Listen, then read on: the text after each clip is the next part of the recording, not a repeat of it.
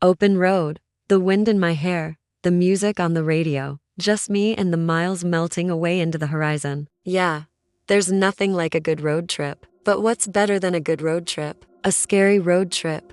Let's get into it. I love the solitude of the night road, the hum of the engine, the blur of passing scenery. It's just so peaceful. Well, it was until I took that turn. I was driving home from a long trip, and I must have missed a turn somewhere because the GPS decided to give up right about then. The screen flickered and spun, then went completely dark. I could see enough of the road to keep driving, but the GPS wasn't giving me any directions. And as the minutes passed, I started to feel a sense of dread creeping up on me. The road was deserted. I could feel the weight of the night pressing down on me. The rain-slicked asphalt glistened ominously under the dim glow of my headlights, which did little to pierce the thick fog that had rolled in. Water poured off the road into the growing ruts, and the mist crawled up the sides of the pavement, tendrils reaching out as if trying to grab me. Every twist and turn brought more fog and more darkness, and the silence was deafening. Then I saw it, a faint glow in the distance, a beacon in the fog. I turned toward it,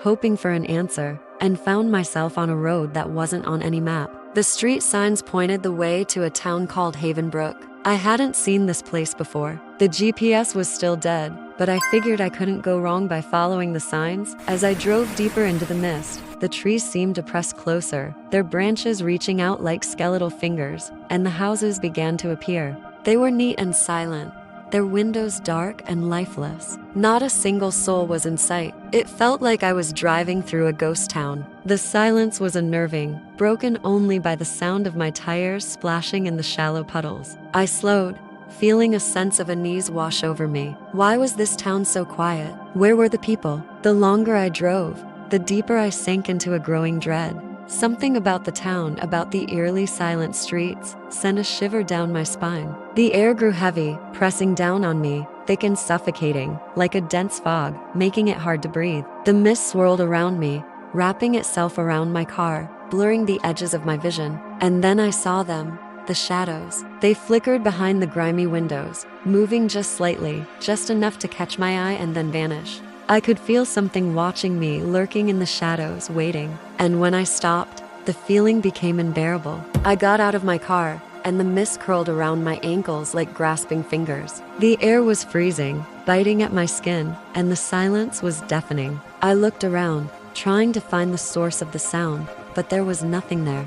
Just the twisted street lights reflected in the puddles, their flickering shadows stretching unnaturally long in the fog. A cold wind whispered past me, faint words I couldn't quite decipher, calling my name, beckoning me forward. My breath formed white clouds, each exhale trembling slightly, and I could feel my heart pounding in my chest. Then I saw her. She stood at the end of the street, pale and still, gliding effortlessly through the mist. Her smile was too wide, her eyes hollow and endless. She beckoned to me, her fingers spidery and thin. "Welcome to Havenbrook," she whispered, her voice echoing and hollow. I wanted to scream, to run, but my body wouldn't move. I was frozen in place, fear rooting me to the spot. The houses seemed to lean closer, their windows gleaming like empty sockets, watching me, waiting. The fog pressed against my skin, cold and sticky, and I could feel my breath quickening. My heart hammered against my ribs, threatening to burst from my chest. Her hand reached out,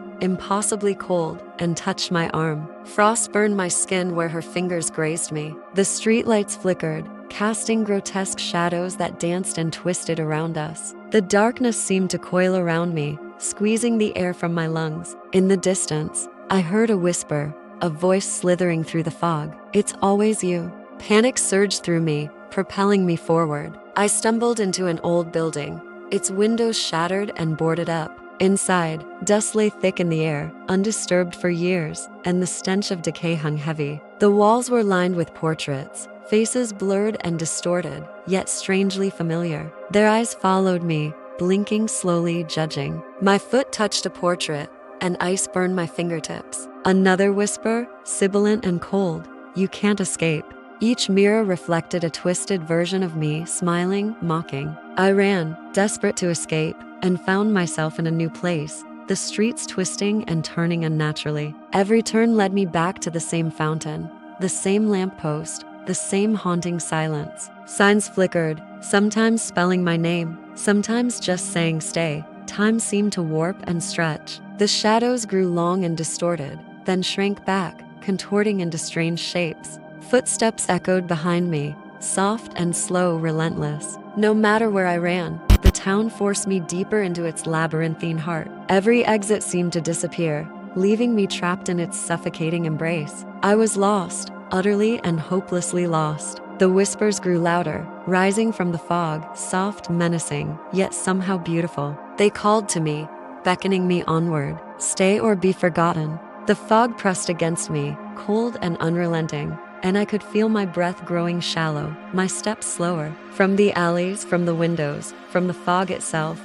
the voices layered, overlapping, forming a chorus of whispers. Stay or be forgotten. By midnight, I found myself in the center of town, the fountain still and silent. Mist swirled around me, tendrils reaching out like icy fingers. The clocks had stopped, their hands frozen in time. The streetlights flickered once, then died, plunging the town into darkness. The fog swallowed the buildings, the streets, the very essence of the town, leaving me alone in an endless expanse of white. My car was still there, keys in the ignition, but the road ahead had vanished, replaced by endless fog. I called out, my voice cracking, but there was no response, only silence. The shadows twisted around me, forming corridors of mist, doors, windows, impossible paths. My mind raced, each second stretching into an eternity.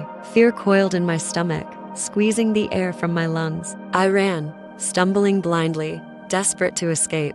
But the town seemed to stretch endlessly, twisting and turning, leading me deeper into its foggy abyss. Some travelers report seeing me still wandering, lost and alone, eyes wide with terror, searching, looking for a way out. But the fog always returns, and with it, the town is never far behind. If you ever drive that highway late at night, you might see me pass by, and then you might vanish too.